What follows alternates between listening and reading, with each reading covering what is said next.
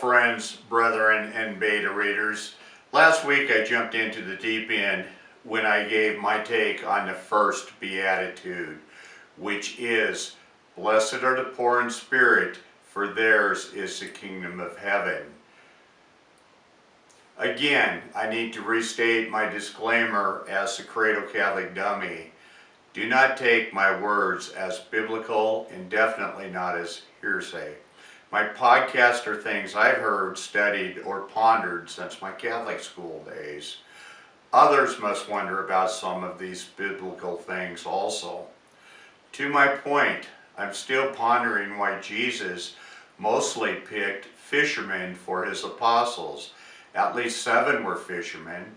Historians write that netting fish was a significant and booming industry on the Sea of Galilee in the 1st century AD. A single catch recorded from tax records back then could represent years of a laborer's wage.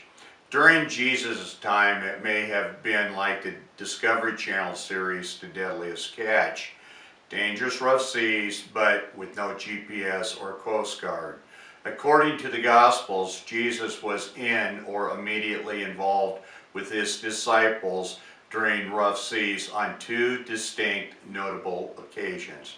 Both events took place on the Sea of Galilee, where he demonstrated authority over nature by calming a windstorm while in a boat, and also by walking on water during a storm out to a boat.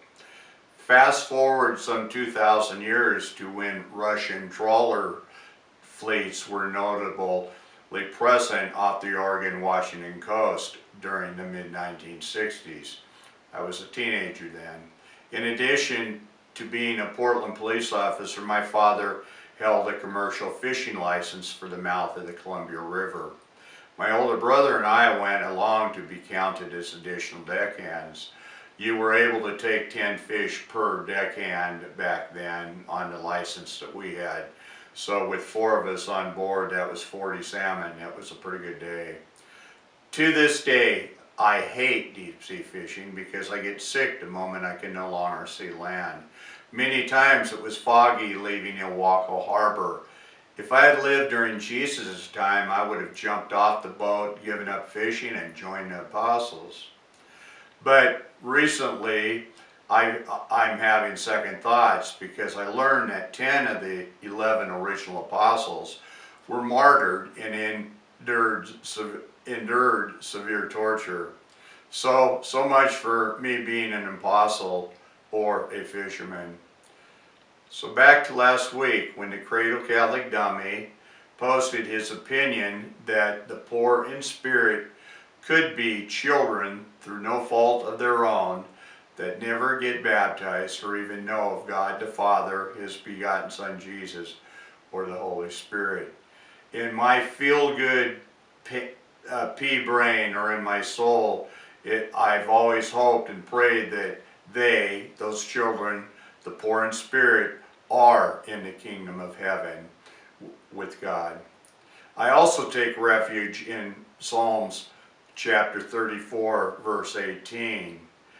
That is, the Lord is near to the brokenhearted and saves the crushed in spirit.